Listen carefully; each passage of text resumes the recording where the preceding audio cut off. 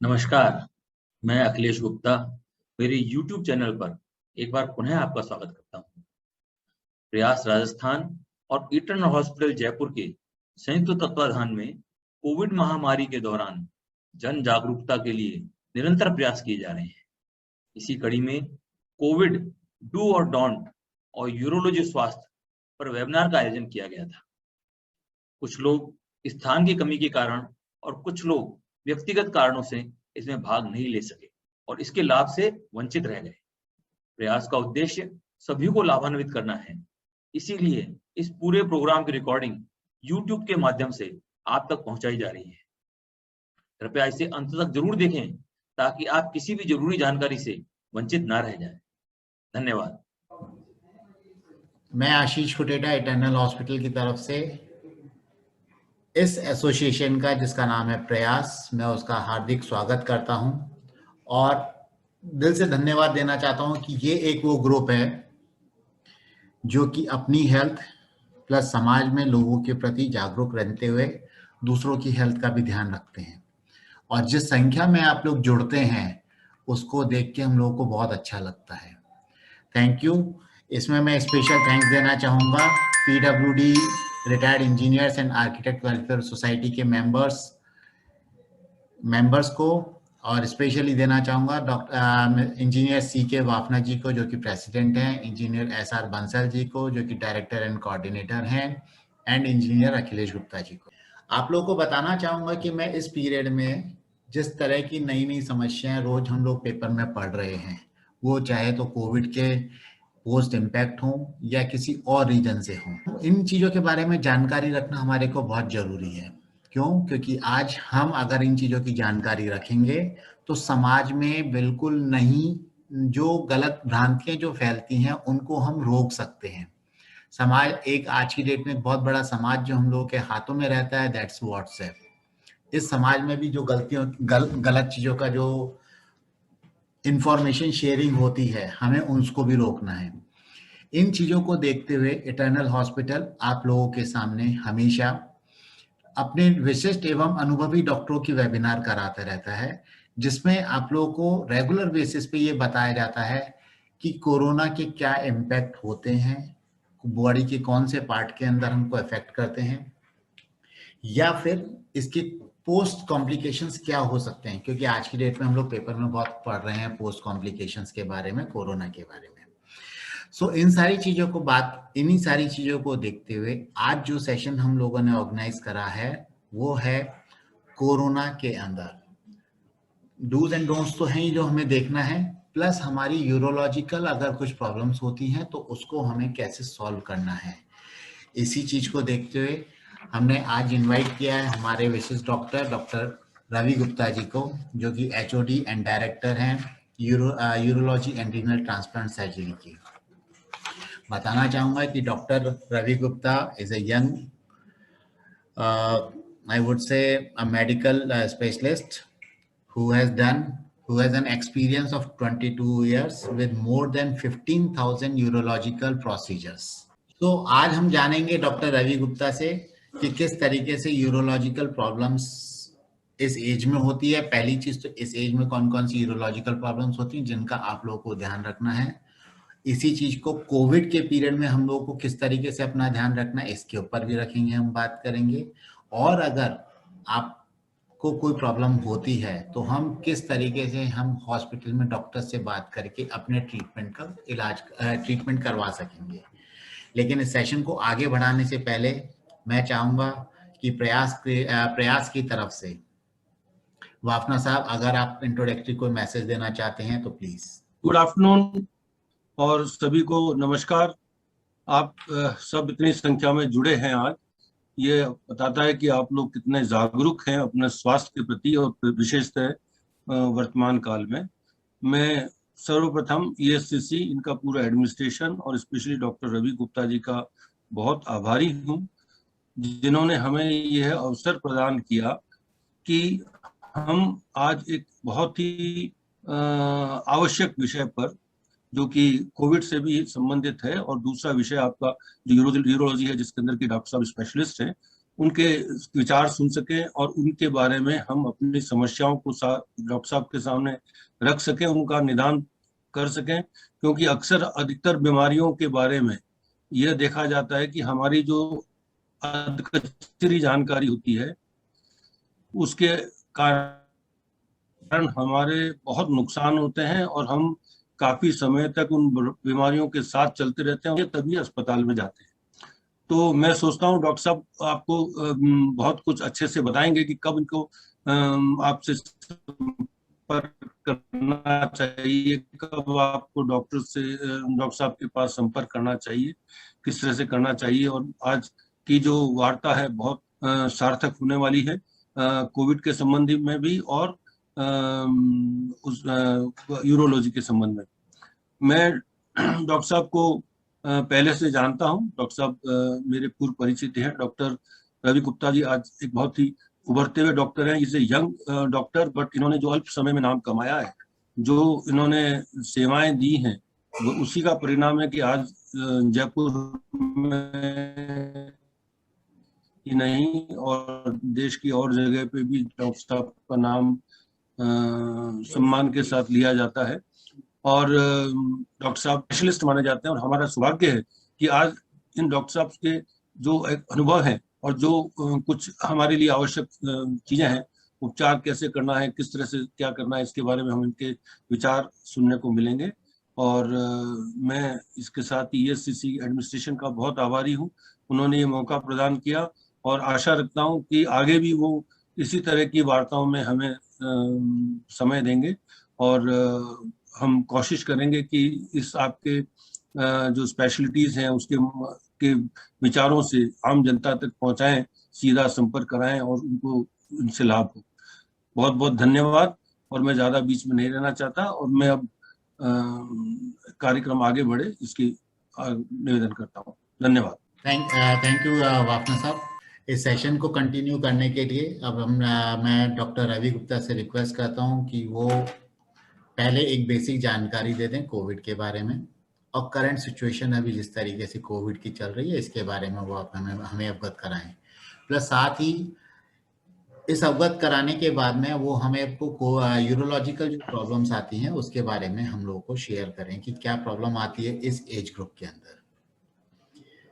क्योंकि हम eternal hospital ने प्रयास के साथ में काफ़ी रेगुलर बेसिस पे वेबिनार्स आयोजित की हैं, इसलिए मुझे इस चीज़ को कहने की ज़रूरत नहीं है कि आप लोगों का मोबाइल इसको म्यूट पे रखें और इस तरीके से है।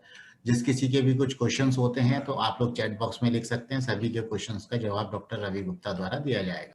जो एक बेसिक जानकारी है मैं भी आप लोगों को देना चाहूँगा कि कोविड पीरियड के अंदर अभी हम लोग कई फैमिलीज ऐसी हैं जो कि घबरा जाती हैं कि अगर परिवार में किसी को कोविड हो गया है तो वो लोग घबराना शुरू करते हैं, रादर देन कि ट्रीटमेंट के हिसाब से सोचते हैं कि ट्रीटमेंट किस तरीके से लेना है। और किसी स्टेज पे तो ये भी देखा गया है कि ठीक है कि पड़ोसी को अगर कोविड हुआ था तो उसको ना डॉक्टर ने ये दवा दी थी तो हम भी ये दवा कंटिन्यू कर देते हैं। पड़ोसी की बॉडी अलग हो सकती है, आपकी बॉडी अलग है।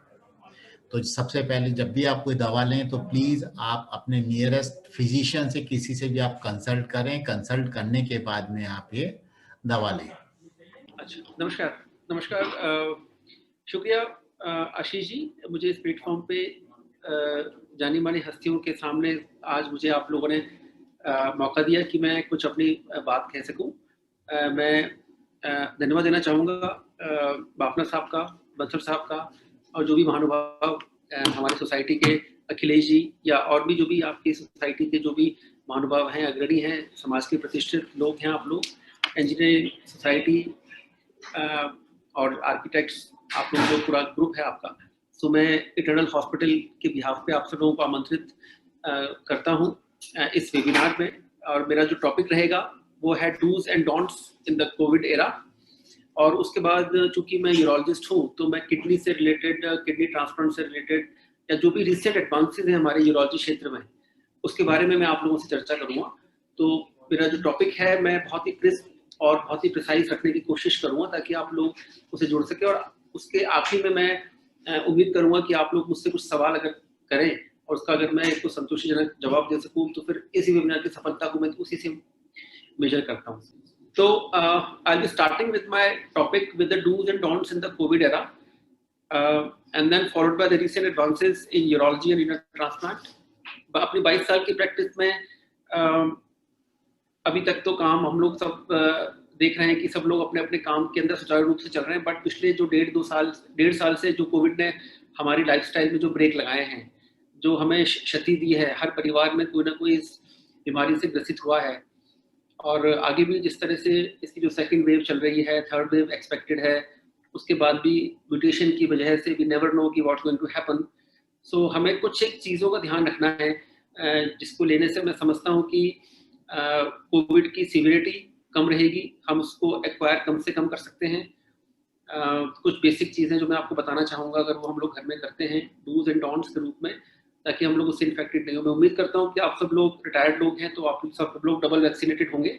अगर आप लोग वैक्सीनेटेड नहीं हैं तो आपको वन द प्रायोरिटी वैक्सीनेशंस कराना चाहिए, चाहे वो कोविशील्ड करें, चाहे वो कोवैक्सीन करें, whatever the vaccine you opt, they all are equal, but vaccination is mandatory. It reduces the risk of complication. ये एक बहुत जनरल भ्रांति है कि कोविड की वजह से अगर हम लोग वैक्सीन लगाते हैं तो वैक्सीन के बाद हमें कोविड नहीं होगा।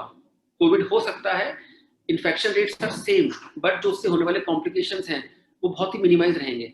तो वैक्सीनेशन इज मैंडेटरी, ये लगवाना चाहिए। सो कोविड जो 1.5 साल से चल रहा है, it's giving us lot of stress, but I would like to say we should not panic about this COVID. There is end of, जब खुशियां सीमित रहती हैं, खुशियां भी एक सीमित समय तक रहती हैं, तो मैं समझता हूँ कि दुख भी उससे भी कम सीमित समय में रहता है। तो परिस्थितियां चेंज होंगी, हम लोग वापस लौटेंगे, खुशहाल लौटेंगे, सब लोग साथ के अंदर घूम फिर सकेंगे, एंजॉय कर सकेंगे, ऐसा I firmly believe this. So together we will all get through this. एक बहुत बेसिक चीज है, व्हाट इज हैंड हाइजीन, हाथों को कैसे धोएं। ये बहुत ही बेसिक चीज है जिसको हम लोग शायद मिस कर देते हैं। तो हाथों को बेसिक धोने के लिए हमें अपने we should wet our hands with the water, then we should apply enough soap to cover all hand surfaces, then we should first rub palm to palm, हमने अपनी हथेलियों को रगड़ना चाहिए। उसके बाद rotational rubbing of left thumb clasped in right palm and vice versa। फिर हमें हाथों के अंदर अपनी ये जो रोटेशनल मूवमेंट से लेफ्ट थंब और राइट पाम को देन फॉलोड बाय दिस, ये हमें करना चाहिए।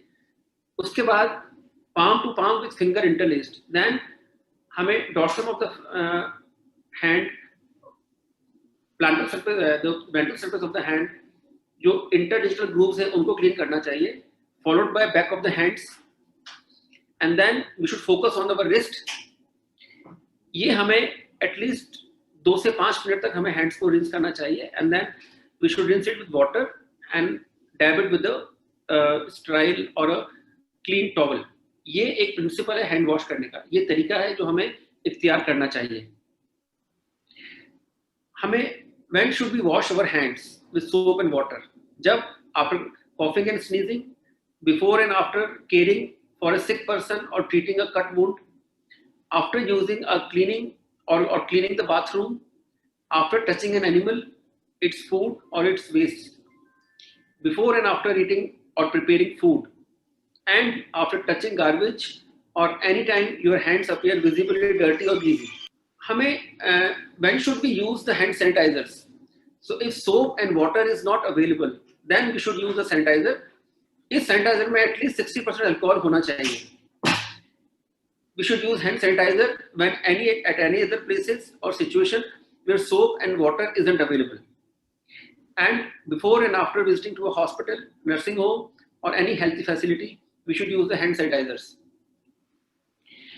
कोविड के लिए मैंने जब थॉट दिया तो आई थिंक बहुत सारे क्वेश्चंस थे जो मुझे लगा कि बहुत मे बी जिनके सवाल के जवाब आपको पता हो, कुछ नए सवाल जो मुझे दिखे आम पब्लिक से मैंने सुने, तो मैंने उनको एक क्वेश्चन रूप में टेबुलेट किया।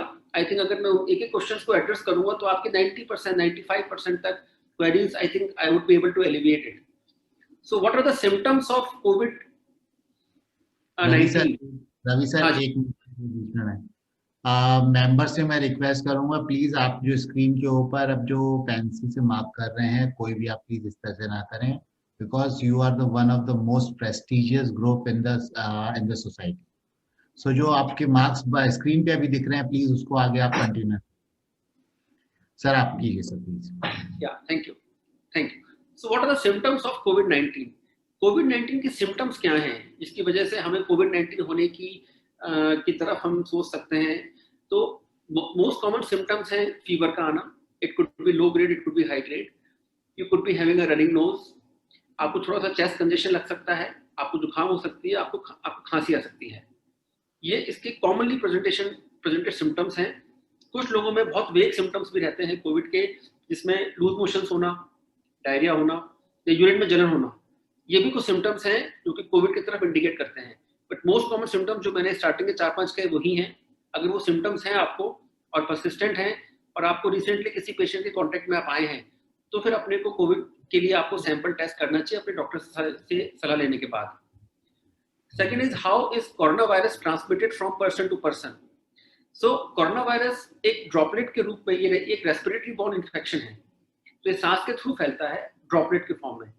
तो ड्रॉपलेट्स चूंकि बहुत लंबे समय तक एटमॉस्फेयर में नहीं रहती, 5-10 मिनट बाद ड्रॉपलेट जमीन पर गिर जाते हैं, तो एयरबॉर्न इन्फेक्शन हम कहते हैं, बट इससे बेसिकली ड्रॉपलेट। तो ड्रॉपलेट्स किसी भी कोरोना पेशेंट ने अगर छींका, खांसा और ड्रॉपलेट्स निकले हैं, तो वो जिस सरफेस पे वो गिरा है उस सरफेस पे अगर हम टच करते हैं तो हम इन्फेक्ट हो सकते हैं, या अगर उसने छींका, खांसा और उसी समय हम उसके पास से निकले हैं तो भी हम उस वायरस को इनहेल कर सकते हैं। तो इसीलिए social distancing and mask is very important. और कोई भी आर्टिकल्स अगर हम टच करते हैं तो उसके बाद हैंड सैनिटाइजेशन या हैंड वॉश का जो कंसेप्ट है वो इसीलिए है। Is it also transmitted through blood transfusion? Is it safe to donate और receive blood during corona infection? तो जैसे मैंने कहा कि it's a respiratory borne infection, तो ब्लड ट्रांसफ्यूजन से नहीं फैलता। तो ब्लड का डोनेशन या ब्लड लगाना या देना कोरोना इन्फेक्टेड पीरियड में सेफ है। Are elderly, children, women, pregnant women at high risk of infection? Yes, these are the group which are slightly immunocompromised. Immunocompromised का मतलब है कि इनमें इम्यूनिटी कम रहती है, तो चाहे एल्डरली हो, चाहे चिल्ड्रन हो, चाहे फीमेल्स, एल्डरली फीमेल्स हो, प्रेग्नेंट फीमेल्स हो, इसमें इन्फेक्शन के चांसेस नॉर्मल पब्लिक से ज़्यादा रहते हैं। स्पेशली खासकर वो पेशेंट जिनको डायबिटिक हैं, जो हार्ट पेशेंट्स हैं, जो हमारे किडनी पेशेंट्स होते हैं, so they are at a very high risk of acquiring any kind of infection including corona. What one should do to be safe from this disease, and what needs to be done in the family? So जो basic concept जो हम लोग सब समझते हैं, SMS is a social distancing, masking and sanitation. We call it SMS. So अगर आप इन तीनों चीजों का ध्यान रखते हैं, आप और आपकी फैमिली, तो हम इससे काफी हद तक बच के रह सकते हैं। Can eating garlic help prevent COVID-19?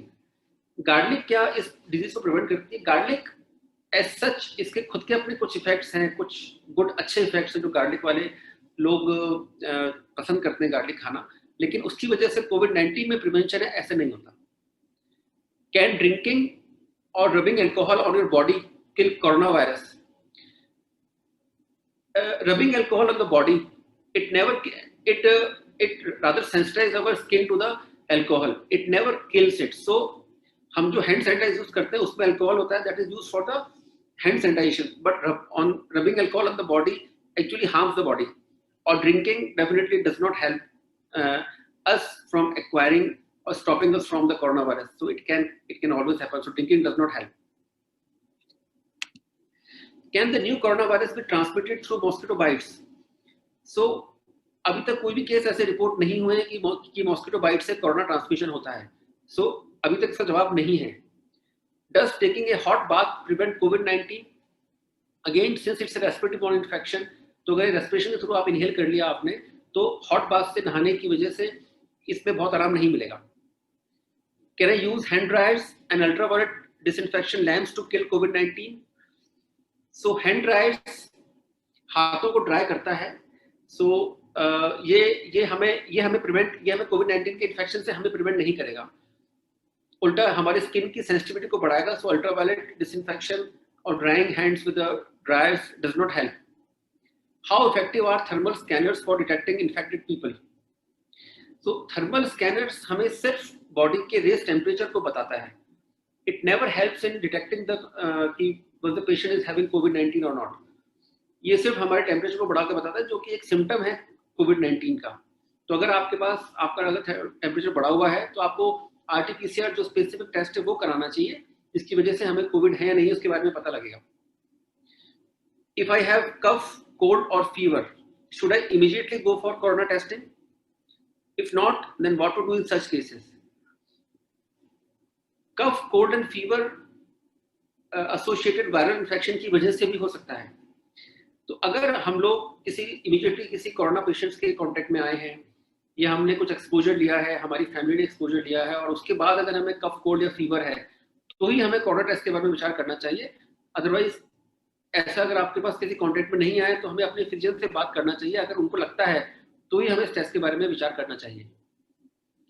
एक बड़ा कॉमन क्वेश्चन है कि what is meant by isolation and what is quarantine and how the two are different. So isolation and quarantine एक डिफरेंट चीजें हैं। क्वारंटाइन का मतलब है कि हम किसी इन्फेक्टेड पेशेंट के कांटेक्ट में आए हैं बट हमारे को सिम्टम्स नहीं है, हम लोग बिल्कुल नॉर्मल हैं, नॉर्मल इंसान की तरह हैं, हमें ना तो कोई सिम्टम कफ, कोल्ड, खांसी, रनिंग नोज एनीथिंग कुछ भी नहीं है। तो ऐसे पेशेंट्स को अगर हम क्वारंटाइन करते हैं जो एसिम्प्टोमेटिक हैं, जो सिर्फ कांटेक्ट में आए हैं, जिनको डर है कि शायद मैं इन्फेक्ट ना हो जाऊं, that is called quarantine. Isolation का मतलब होता है कि आप पेशेंट के कांटेक्ट में आए एंड यू आर सिम्प्टोमेटिक, आपको सिम्टम्स और आपको खुद के कोविड होने के चांसेस हैं, तो उन पेशेंट्स को हम लोग आइसोलेटेड रखते हैं। तो that is called isolation. What are do's and don'ts for quarantine?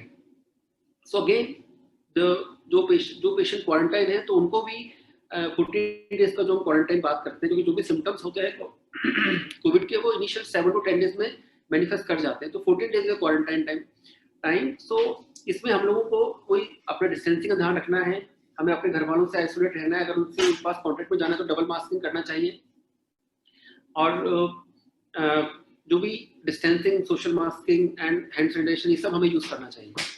What is meant by home quarantine?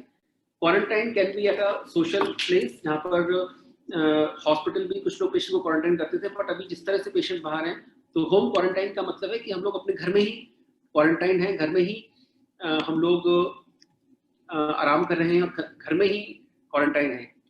चलो, for how long corona virus active in the body? So coronavirus activate in the body from 12 to 14 days.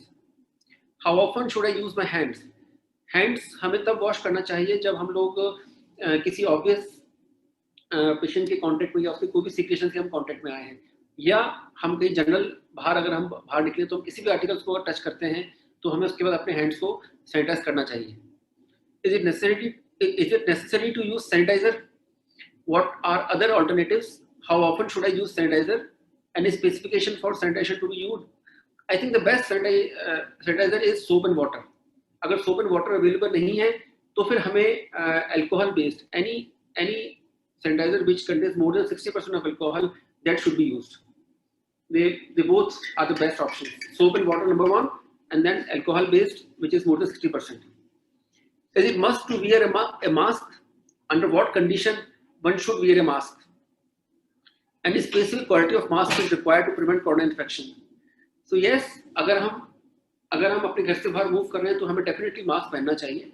जैसे मैंने कहा कि droplet infection है, but sometime now because जितना इसकी severity बढ़ी है पिछले समय में, तो it could be airborne also. So mask हमें पहनना चाहिए। जो बेस्ट मास्क है that is N95 followed by surgical mask. जो कॉटन मास्क हम लोग घर में यूज करते हैं, अगर वो पहनना है तो हमें वो डबल मास्क यूज करना चाहिए। सिंगल मास्क के अंदर से प्रोटेक्शन N95 या नॉर्मल सर्जिकल मास्क की तुलना में कम है।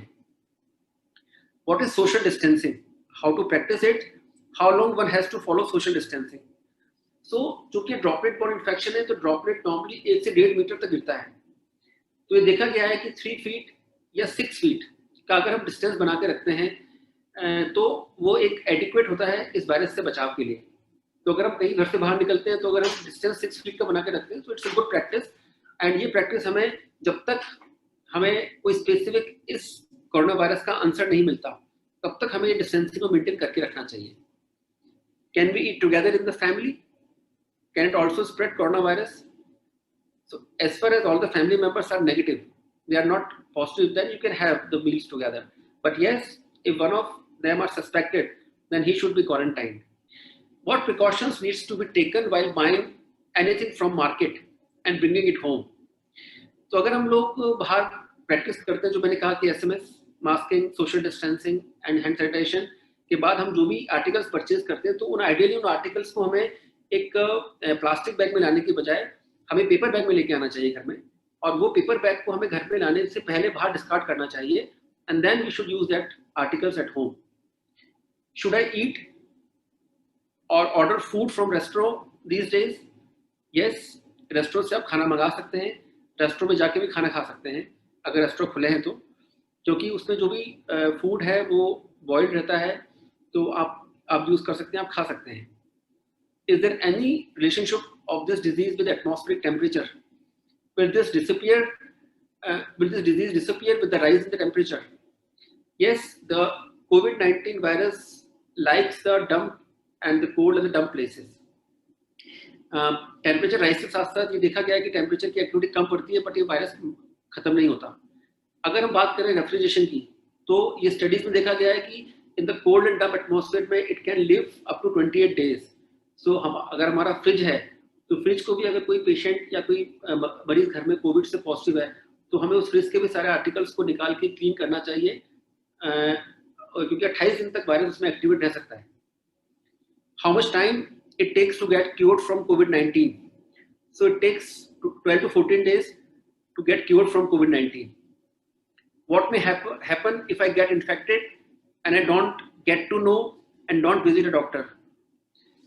So this is a very difficult question to answer. If you are infected, then you can infect your family members and you may get complications. So you should definitely be vigilant about your disease, treat it early and get yourself cured. I think ये कुछ questions थे जो मुझे लगा कि काफी commonly questions जो मुझे लगा, जो मैं जिन क्वेश्चंस को मैं समझ पाया, लोगों ने मुझसे पूछे, पढ़ पाया. At the end of my talk I would appreciate कि अगर आप लोग मुझसे कुछ सवाल करें और अगर मैं उनका कोई जवाब दे सकूं. अभी I will be quickly finishing to my second topic, which is a recent advances in the field of urology.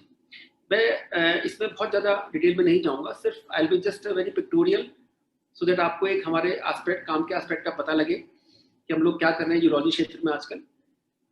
तो सो विद द इंट्रोडक्शन, आजकल जो नई नई चीज़ें हैं, जो ट्रांजिशन है वो from open to minimal invasive की तरफ हम लोग काफ़ी बढ़ चुके हैं.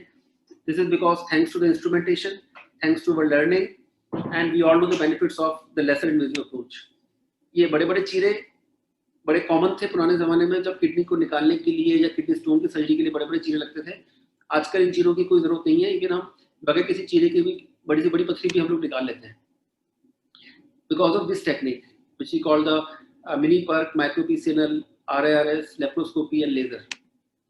तो आप देख सकते हैं फॉर द किडनी स्टोन की अगर मैं बात करूँ, तो पीछे अराउंड 5 mm का एक कट लग के, can you see this hole, it's around 5 mm hole, और उसी से हम लोग दूरबीन डालकर लेजर फाइबर से स्टोन को पल्वराइज कर देते हैं.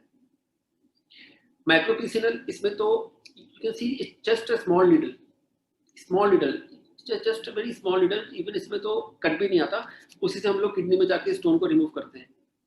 एक लेटेस्ट टेक्निक है RIRS. I am very fond of this RIRS. This is a retrograde intrarenal surgery.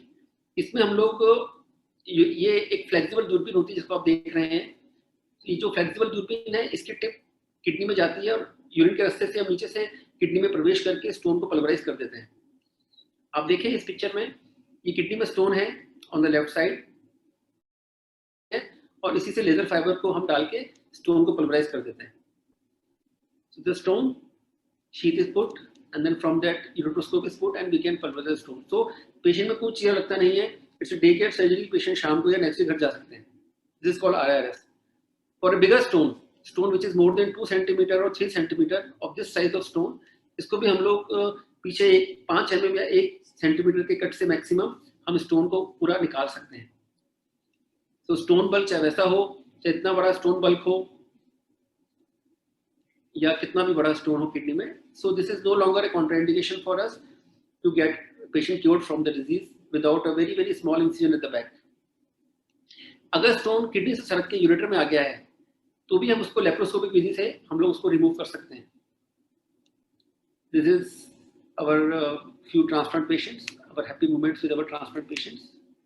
So we at Eternal are doing all kind of transplants, all kind of laparoscopic, laser, and all. Our department is well versed with all the things. So at the end, I would request you to stay healthy and love your kidneys. Thank you very much.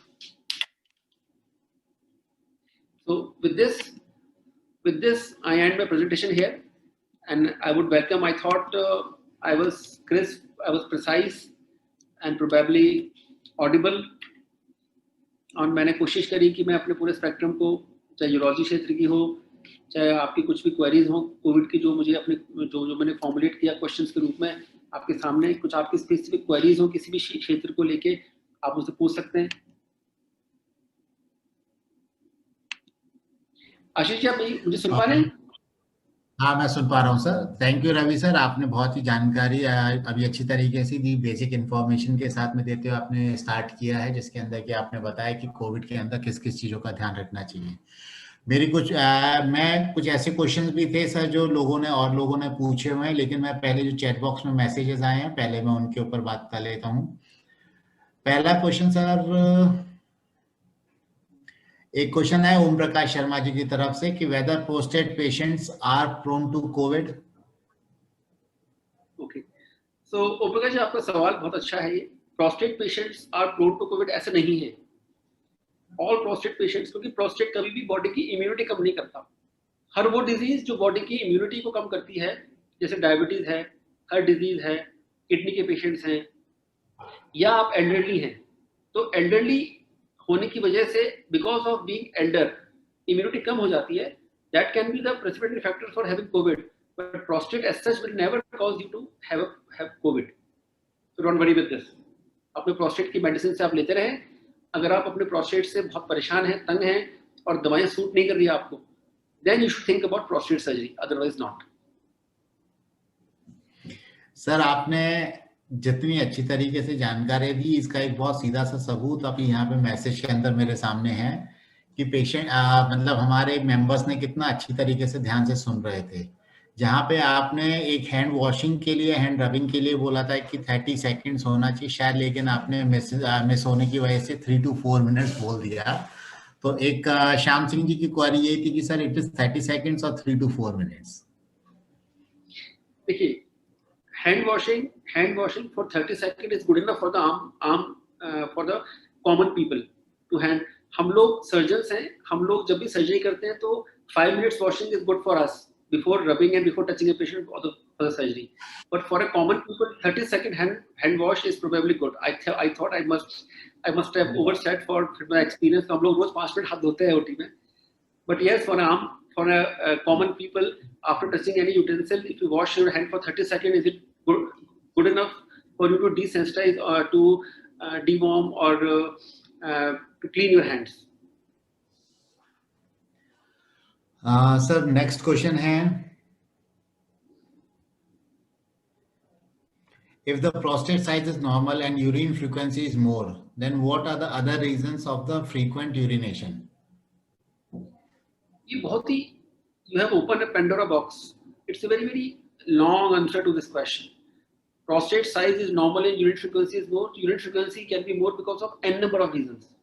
It can be because of your increased intake of water. It can be because whether you are diabetic or not, whether you are having any obstruction in the urinary passage.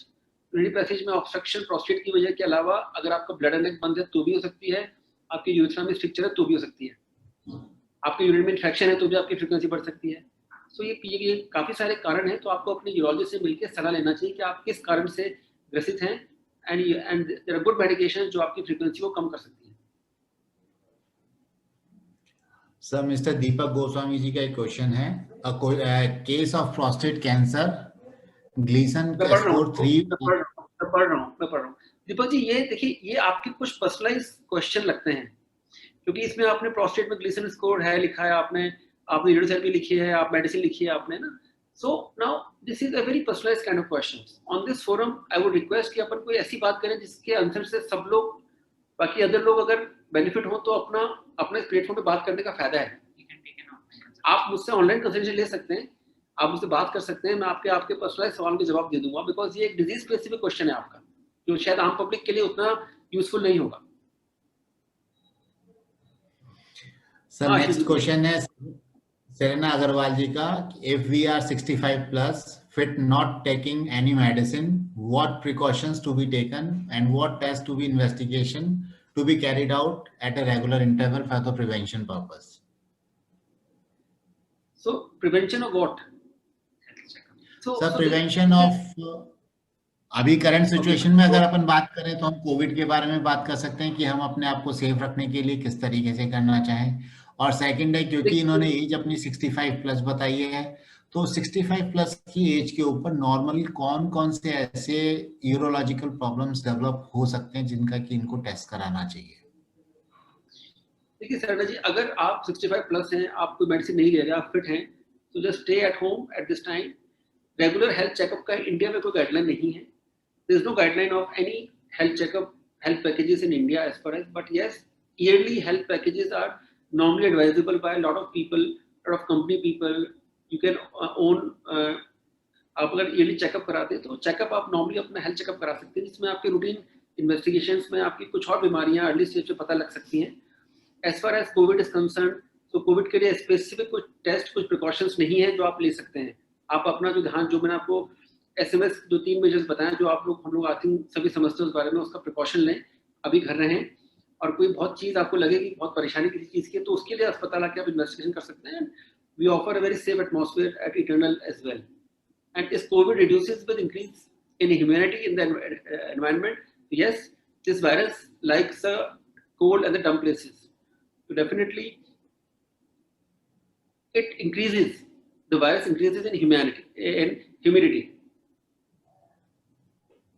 Ashish ji पूछें अगला। या sir, एक question है sir, एक next अभी ये कि जैसे हम लोगों ने अभी कोविड की पहली डोज हम लोगों ने पहला वैक्सीनेशन हम लोगों ने करवा लिया है, और उसके बाद में सेकंड डोज के अंदर हमें कितना गैप रखना चाहिए? पहला पार्ट तो इसका है कि हमें कितना गैप रखना चाहिए। सेकेंडली, अगर इस पीरियड में अगर हम लोग कोविड पॉजिटिव आ जाते हैं तो उसका क्या रीजन हो सकता है? ओके, ये बहुत आपका बड़ा वैलिड क्वेश्चन है, एंड आई थिंक मैं अगर आप सिंगल वैक्सीन के बाद कोविड पॉजिटिव हो गए हैं, सो अगेन जैसे मैंने टॉक में कहा, vaccine does not reduce from acquiring anyone from the Covid. You can have a Covid, कोई भी वैक्सीन का प्रिंसिपल क्या है, कोई भी वैक्सीन आपको उस इन्फेक्शन से बचाती नहीं है, उस इन्फेक्शन की सीवियरिटी को कम करती है।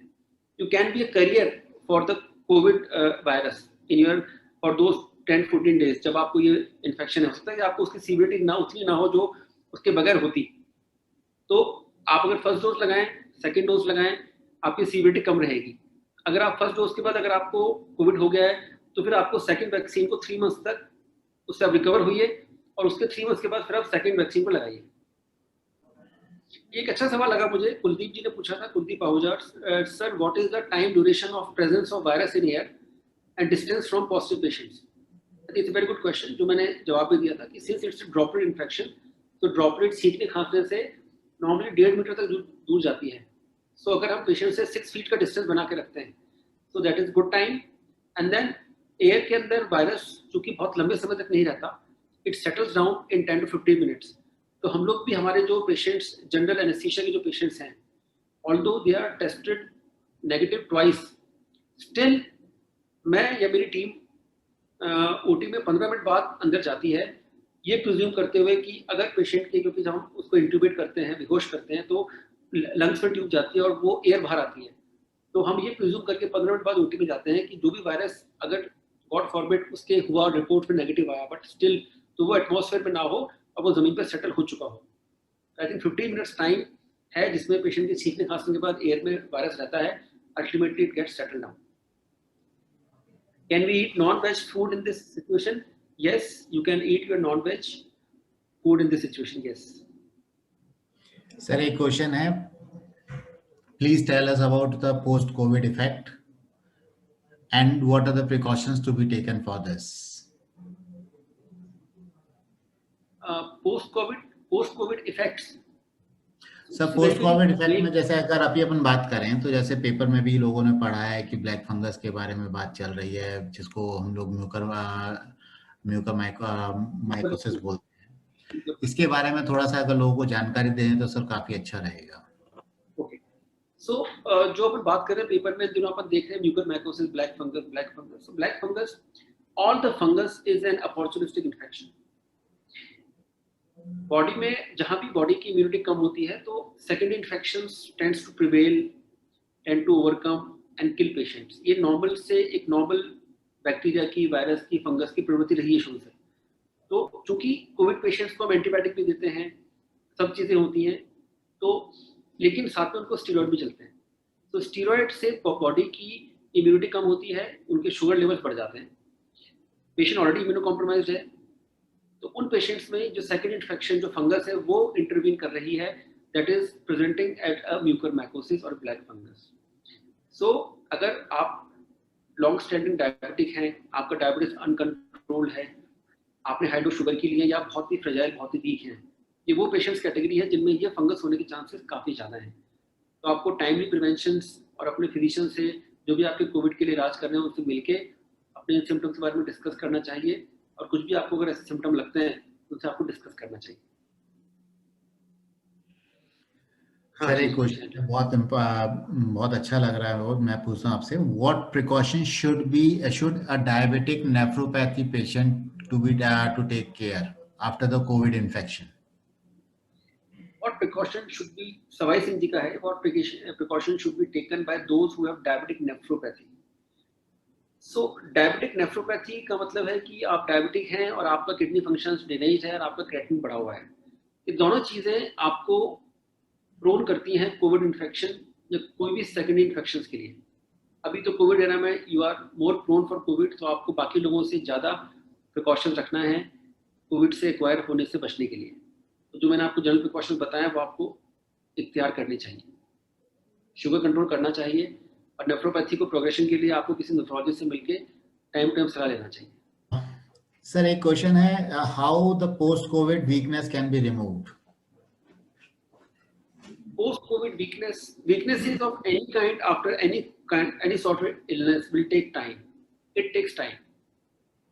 Time is the biggest remedy. आप अपनी प्रॉपर मील्स का ध्यान दें, आपके जो भी इश्यूज हैं, मेडिकल इश्यूज हैं, चाहे वो डायबिटीज हो, ब्लड प्रेशर हो, हार्ट इश्यूज हो, उनको टाइम टू टाइम आप मेडिसिन से उसको टैकल करें, but your diet is most important. And then physiotherapy, अगर आपको चेस्ट में प्रॉब्लम है तो चेस्ट की फिजियोथेरेपी आप जितना करके हम अपनी चेस्ट को जितना जल्दी अच्छा रिकवर कर सकें, so I think that's the best thing which you can do, and the time is the biggest healer. So I think there's no shortcut for any disease. Disease activity will take time, but yes, if you recover well, you'll recover well at the end of the day. So thank you very much, sir.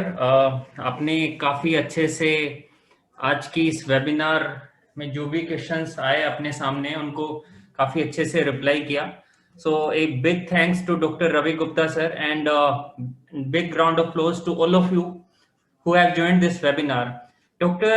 Ravi sir, एक सवाल अखिलेश गुप्ता जी मैं आपसे पूछना चाहूंगा sir. अभी जैसे statistics बोलते हैं कि 85% जो मरीज हैं वो तो घर से ही ठीक हो सकते हैं, उनको हॉस्पिटल आने की जरूरत नहीं है। और अगर हम लोग हॉस्पिटल्स की बात करते हैं तो हॉस्पिटल्स में बेड नहीं है, क्रिटिकल बेड नहीं है, रूटीन बेड्स भी नहीं है।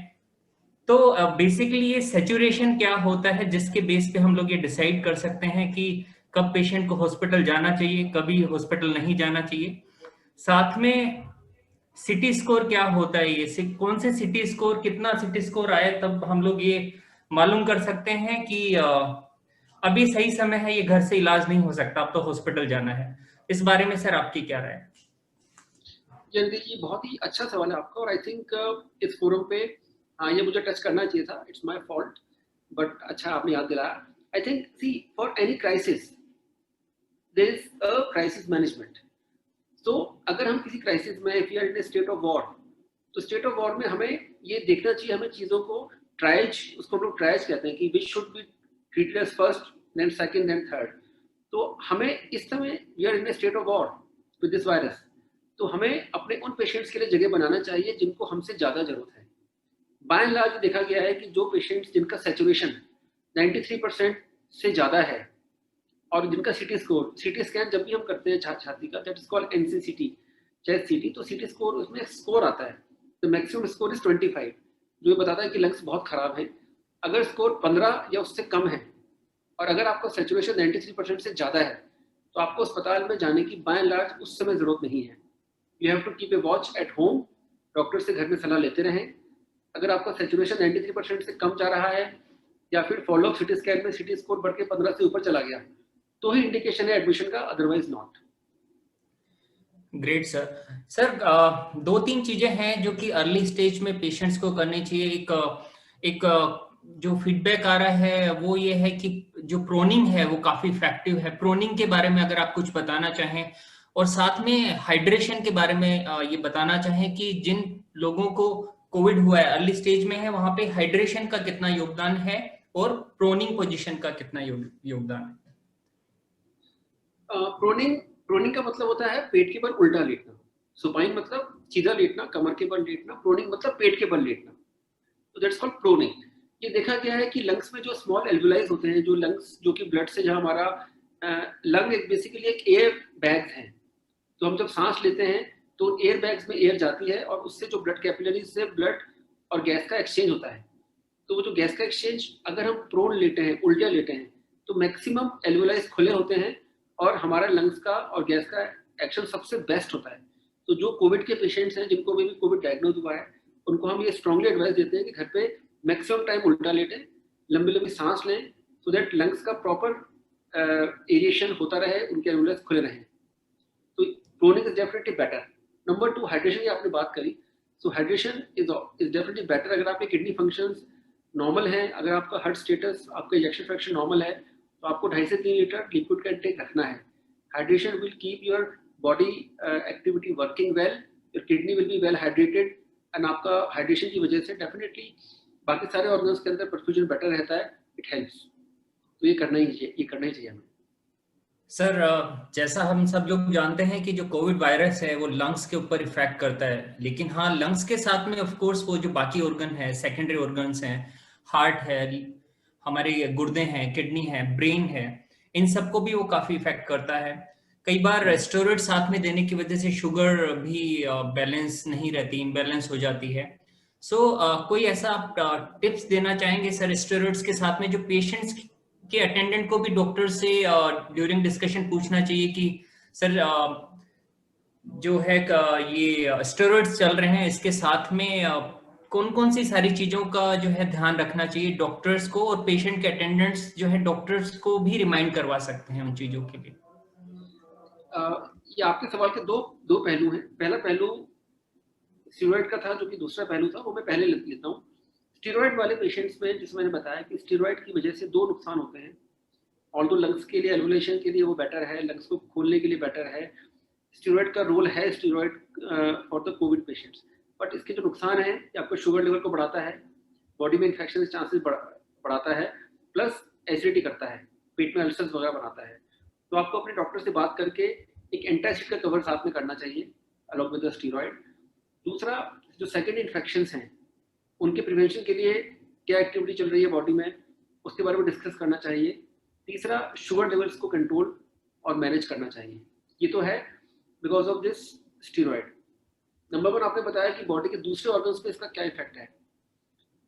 एमआई के इंसिडेंस काफी बढ़ गए हैं बिकॉज ऑफ कोविड। एमआई मतलब अटैक आने के, हार्ट अटैक आने के, क्योंकि ये स्मॉल वेसल्स को ब्लॉक करता है। मैंने अपने अनुभव में आज से 9 महीने पहले एक यंग पेशेंट की किडनी रिमूव की है बिकॉज ऑफ उनकी किडनी की जो ब्लड सप्लाई थी वो कोविड की वजह से artery and vein was completely blocked. It was a news to me, I was pretty shocked to see this. फिर मैंने जब देखा लिटरेचर तो मैंने देखा कि ये बिगर वेसल्स को भी ब्लॉक करता है। So COVID can present in an number of variety. It can cause heart attack, it can cause kidney damage, and definitely वो मेडिसिन की वजह से, जो मैंने आपको सवाल था उसका जवाब दे दिया। सर लास्ट सवाल पूछूंगा फिर हम लोग आगे बढ़ते हैं। ये रेमडेसिविर जो इंजेक्शन है उसकी काफी मारामारी है, क्या हर पेशेंट को रेमडेसिविर इंजेक्शन की जरूरत है? साथ में टोसिलिजुमैब जो इंजेक्शन है उसका भी अभी काफी शॉर्टेज है, तो इन दोनों इंजेक्शन के लिए आपका क्या ओपिनियन है?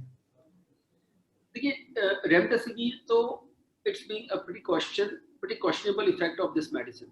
So रेमडेसिविर की अगर मैं बात करूं आइसोलेटेड, तो रेमडेसिविर के बारे में काफी कंट्रोवर्शियल रिपोर्ट्स हैं, लिटरेचर भी काफी कंट्रोवर्सी कहता है। तो रेमडेसिविर के लिए बहुत ज्यादा मारामारी नहीं करने की बजाय जिस डॉक्टर को, जो ट्रीटिंग डॉक्टर है, उस पर हमें उसके जजमेंट पे इसको छोड़ना चाहिए। उसके लिए हमें ये नहीं सोचना चाहिए कि ये एक रामबाण है, बिकॉज रेमडेसिविर अगर नहीं बचा पाएगा तो नहीं बचा पाएगा, तो it has to be your a doctor decision. रही बात टोसिलिजुमैब की, ये एक हाईली इम्यूनोसप्रेसेंट है, तो ये तब इंडिकेटेड होता है जब पेशेंट को जिसको हम साइटोटॉक्सिन स्ट्रॉन्ग कहते हैं, यानी जब इन्फेक्शन की बहुत ज़्यादा सीवियरिटी होती है तब ये इंजेक्शन रिकमेंडेड होता है। आजकल को दूसरा इंजेक्शन भी इसकी जगह लगने लग गया है जो अवेलेबल है बाजार में। तो आई थिंक जो भी रेमडेसिविर या टोसिलिजुमैब या जो भी इंजेक्शन का जो डिसीजन है, तो आपको अपने ट्रीटिंग फिजिशियंस पे फेथ रखना चाहिए और ये उसके डिसीजन पे छोड़ देना चाहिए, बट दोनों ही रामबाण नहीं है। Thank you very much sir. Sir doctor Rajiv Gupta sir जो हमारे हॉस्पिटल में चेयरमैन हैं, उनकी साइड से एक पीपीटी मेरे पास एक सिंगल स्लाइड आई है सर, जो मेयो कॉलेज से है, और इसमें कोविड की लेटेस्ट गाइडलाइंस हैं। So with your permission can I display it sir. और बाकी जो हमारे पार्टिसिपेंट्स हैं, मैं रिक्वेस्ट करूंगा कि इसका आप चाहें तो स्क्रीनशॉट भी ले सकते हैं। और सर इसको जब मैं दिखाऊंगा तो आपसे रिक्वेस्ट है कि आप अगर इसको थोड़ा सा और ब्रीफ करना चाहें 2 minute. It's my privilege. It's an honor.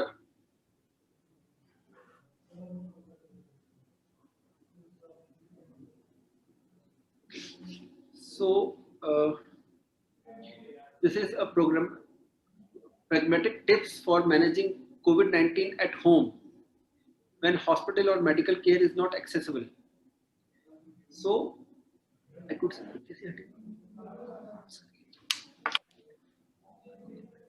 so there are 3 categories with the early COVID-19 patients having oxygen saturation more than 92%, and third patient is oxygen saturation having less than 92%. So जैसे मैंने बताया कि 92-93% से अगर कम है तो then you should seek hospital care if possible. तो अगर हम नॉर्मल बात करें अर्ली COVID-19 की, तो get home oxygen probe, pulse oximeter से अपना सैचुरेशन और अपनी पल्स को नापते रहें। Mask yourself and family to protect everyone. Should mask yourself. Windows should be opened and ensure proper ventilation. Stay isolate at home and rest. Stay hydrated and analgesia or paracetamol when you have a fever. When your oxygen saturation is more than 92%, then you can take paracetamol for fevers and body aches. Hydration with water and fluids with sugar and salt. Sleep prone, उल्टा लेटे पेट के बल on your stomach if possible to improve lung oxygenation, and inhaled budesonide.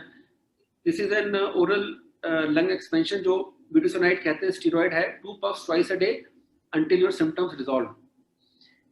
And when your oxygen saturation is less than 92%, you can take dexamethasone steroid 6 mg orally once a day for 10 days. Home oxygen if available, use lowest amount to keep saturation more than 92%. Monitor oxygen saturation and urgently seek hospital care if saturation is less than 85% or oxygen needs of more than 4 liters per minute. Should sleep prone and hydrate yourself. Treatment that are not effective.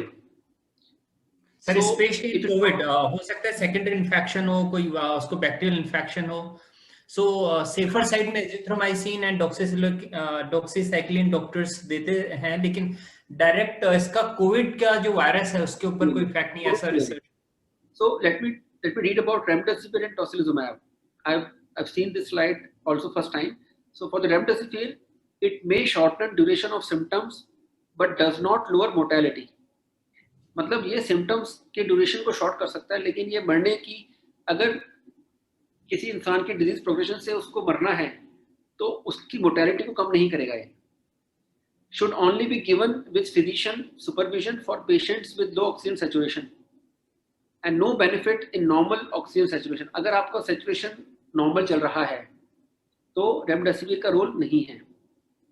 For tocilizumab should only be given with physician supervision and in severely ill patients admitted to the hospital within 14 days of symptoms onset. और वो कौन से patient हैं जिनमें oxygen 10 litre या उससे ज़्यादा and on dexamethasone, उन्हीं पेशेंट में टोसिलिजुमैब का रोल है। जो मैंने कहा कि साइटोकाइन स्ट्रॉन्ग वाले जो पेशेंट होते हैं सीवियरली, उनमें रोल है ये। So it's a very good slide. Thank you very much doctor Rajiv Gupta साहब for sharing this. Thank you sir, आपने उसको काफी अच्छे से एलिब्रेट किया। कोविड के बारे में बहुत सारी जानकारियां हम लोगों ने ले ली, लेकिन ऑफ कोर्स जो हमारे बीच में मास्टर हैं, master of laser prostate surgery, doctor Ravi हमारे साथ में है, और ऑफ कोर्स किडनी ट्रांसप्लांट में उनको महारत हासिल है। So thank you very much sir. मैं अभी मिस्टर अखिलेश सर को रिक्वेस्ट करूंगा कि आज की वेबिनार के बारे में आप कुछ सब बोलें sir. Thank you very much. नमस्कार, मैं अखिलेश गुप्ता, प्रदेश महासचिव, प्रयास राजस्थान के सभी सदस्यों की ओर से ईटर्न हॉस्पिटल जयपुर के chief executive officer Shri Prachish Prakash ji, chief operating officer doctor Vikram Chauhan ji, head marketing Shri Nitish Tiwari ji, assistant manager marketing Shri Abhishek Chaudhary ji, और कार्यक्रम के संचालक श्री आशीष कुटीरा जी, और विशेष रूप से डॉक्टर रवि गुप्ता जी का इस कार्यक्रम के आयोजन के लिए तहे दिल से शुक्रिया अदा करता हूं। भारत दुनिया का पहला देश है जिसने कंपनी अधिनियम 2013 के माध्यम से कॉर्पोरेट सामाजिक उत्तरदायित्व, जिसे आप सब लोग CSR के नाम से जानते हैं, को वैधानिक दर्जा दिया। जो भी कॉर्पोरेट CSR के दायरे में आते हैं उनमें से अधिकतर इसे मजबूरी के रूप में बेमन से करते हैं, परंतु इटर्नल हॉस्पिटल जयपुर कॉर्पोरेट सामाजिक दायित्व के दायरे में नहीं होते हुए भी स्वस्फूर्त जन कल्याण के लिए इस प्रकार के कार्यक्रम आयोजित कर रहा है। इसके लिए मैं सभी की तरफ से इस साधुवाद के लिए धन्यवाद देता हूं। यह सत्य है कि हम सब जानते हैं, यह सत्य है कि हम जागते हैं हादसा होने के बाद और फिर सो जाते हैं अगला हादसा होने तक। कोविड की दूसरी लहर ने इसे सही साबित कर दिया। पहली लहर जब समाप्ति के कगार पर थी, उस समय हम सब निश्चिंत होकर सो गए कि कोरोना अब गया, और कोविड प्रोटोकॉल की पालना करनी छोड़ दी और लापरवाही शुरू कर दी, जिसका परिणाम आप सब जानते हैं। कोरोना की दूसरी लहर आ गई जो पहले से भी कहीं ज्यादा घातक है, और जैसा कि आप सबको मालूम है, वैज्ञानिक तीसरी लहर के आने की भी भविष्यवाणी कर रहे हैं, जिसे वो और भी अधिक घातक बता रहे हैं।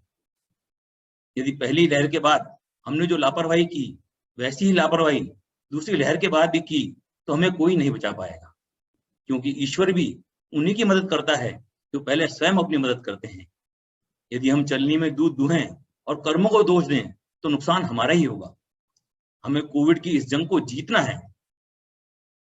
हार हो जाती है जब मान लिया जाता है, हार हो जाती है जब मान लिया जाता है, जीत तब होती है जब ठान लिया जाता है। इटर्नल हॉस्पिटल जयपुर और प्रयास राजस्थान के संयुक्त तत्वाधान में निरंतर यही प्रयास किए जा रहे हैं कि हम हादसा होने के बाद अगले हादसे के होने तक सोए नहीं, बल्कि उससे निपटने के लिए पूरी तरह से तैयार हों।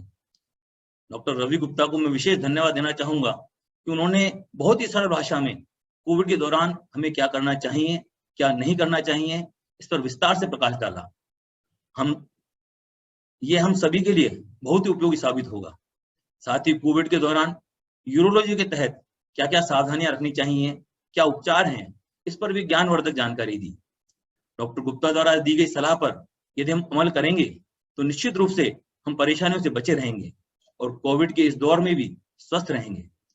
ये इंटरेक्टिव सेशन में डॉक्टर गुप्ता ने प्रतिभागियों द्वारा पूछे गए प्रश्नों के उत्तर भी बहुत सरल तरीके से दिए, जिससे सभी प्रतिभागियों को कोविड के दौरान क्या क्या सावधानियां रखनी चाहिए इसकी भी जानकारी मिली। दोस्तों, कोरोना महामारी ने न केवल हमारे शारीरिक स्वास्थ्य पर असर डाला है, बल्कि इसके कारण घरों में बंद रहने से हमारे मानसिक स्वास्थ्य पर भी विपरीत असर पड़ा है। हमारा शरीर तभी स्वस्थ रहेगा जब हमारा मन स्वस्थ होगा। इसलिए इस महामारी के दौर में हमें शरीर के साथ साथ मन को भी स्वस्थ रखना है। जैसा कि गुप्ता जी ने कहा, यह वक्त भी गुजर जाएगा, यह वक्त भी गुजर जाएगा, बस हमें अपना हौसला बुलंद रखना है और उम्मीद बनाए रखनी है। मुझे इस समय मजरू सुल्तानपुरी का एक मोटिवेशनल गीत याद आ रहा है जो इस समय बहुत ही समसामयिक है। रुक जाना नहीं तू कहीं हार के, रुक जाना नहीं तू कहीं हार के, कांटों पे चल के मिलेंगे साए बहार के। इस वेबिनार के बाद आप इस गीत को ध्यान से सुनेंगे तो आपको बड़ा अच्छा लगेगा। कोरोना का दूसरा चरण चल रहा है। अगर तीसरे चरण से बचना है तो अपने चरण घर पर ही रखें। घर पर दही की तरह जमे रहिए। ज्यादा हिलोरे मारने के चक्कर में दही का रायता बन सकता है और हालात इतने खराब हैं कि फैले हुए रायते को समेटने रिश्तेदार भी नहीं आ पाएंगे। इसलिए इस इंटरेक्टिव सेशन तभी सार्थक होगा जब इसमें भाग लेने वाले सभी प्रतिभागी अपने संपर्क में आने वाले सभी लोगों को इसकी जानकारी देंगे और स्वयं ही नहीं और भी लोगों को कोविड प्रोटोकॉल की पालना करने के लिए प्रेरित करेंगे। इन शब्दों के साथ मैं इस कार्यक्रम में भाग लेने वाले सभी प्रतिभागियों को धन्यवाद देता हूं कि उन्होंने अपना कीमती समय निकालकर इस परिचर्चा में भाग लिया। मैं विशेष रूप से श्री साधुराम जी बंसल का शुक्रगुजार हूं, जिन्होंने स्वयं का स्वास्थ्य ठीक नहीं होने के बावजूद भी संकट की इस घड़ी में सभी को जागरूक करने के लिए इस कार्यक्रम का आयोजन करवाने में अपनी महती भूमिका निभाई। प्रयास की परंपरा है हम अपने अतिथि को स्मृति चिन्ह देकर सम्मानित करते हैं, किंतु इस कार्यक्रम के ऑनलाइन होने के कारण हम डॉक्टर रवि गुप्ता को ये मोमेंटो बाद में व्यक्तिगत रूप से पहुंचा देंगे। हमें इस बात का भी खेद है कि इसी कारण पिछले आयोजन के विशेषज्ञ डॉक्टर जीवी गुप्ता जी को भी हम उनका स्मृति चिन्ह उन तक नहीं पहुंचा पाए। जैसे ही संभव होगा हम ये कार्य जल्दी ही पूर्ण कर देंगे। एक विशेष सूचना आप सबको देना चाहूंगा, बहुत ही जल्द हम इटर्नल हॉस्पिटल जयपुर के सौजन्य से डायबिटीज से ग्रसित लोगों को कोविड के समय क्या क्या सावधानियां रखनी चाहिए, इस पर भी एक वेबिनार आयोजित करने जा रहे हैं, जिसकी सूचना आपको व्हाट्सएप और टेलीग्राम के माध्यम से दे दी जाएगी। अंत में एक बार पुनः सबका धन्यवाद और आभार। इसी शुभकामना के साथ आपसे विदा लेते हैं। नमस्कार। Thank you very much sir. और जैसा आपने गाना गुनगुनाया रुक जाना नहीं कहीं हार के, तो मैं चला भी देता हूं आपके लिए, और इसी के साथ में इस वेबिनार को मैं क्लोज करता हूं। और स्पेशल थैंक्स मैं बोलना चाहूंगा हमारे अभिषेक चौधरी साहब को, जिन्होंने आपके साथ में कोऑर्डिनेट किया और ये वेबिनार ऑर्गेनाइज करवाई। और ऑफ कोर्स हम लोग काफी वेबिनार ऑर्गेनाइज करवाते हैं सर, लेकिन वन ऑफ द बेस्ट जिसको बोलते हैं ना, इसका जो प्रयास था वो काफी अच्छा था, क्योंकि आपके संस्थान का नाम भी प्रयास है। सो आप सभी लोगों का प्रयास काफी अच्छा रहा, जिसकी वजह से हम लोग ये वेबिनार ऑर्गेनाइज करवा पाए। ये गाना आपके लिए।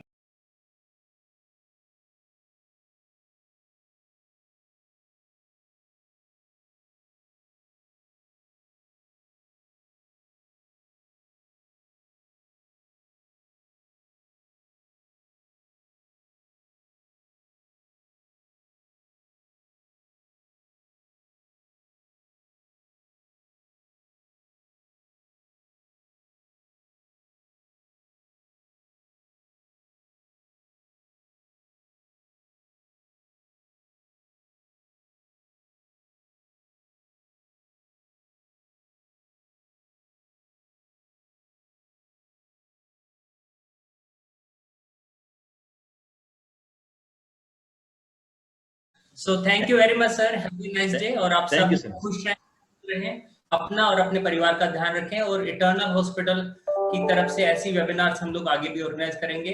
Thank you very much. Thank you and special thanks to doctor Ravi Gupta sir, जिन्होंने अपना कीमती समय निकाला आज के इस वेबिनार के लिए। Thank you very much. Thank you.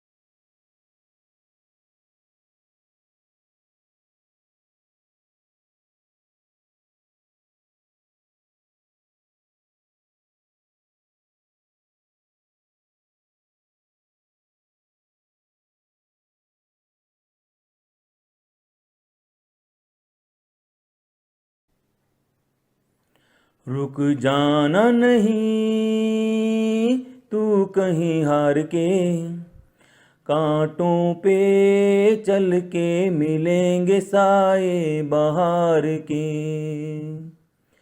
रुक जाना नहीं तू कहीं हार के, कांटों पे चल के मिलेंगे साए बहार के। ओ राही ओ राही ओ राही ओ राही ओ राही ओ राही ओ राही ओ राही।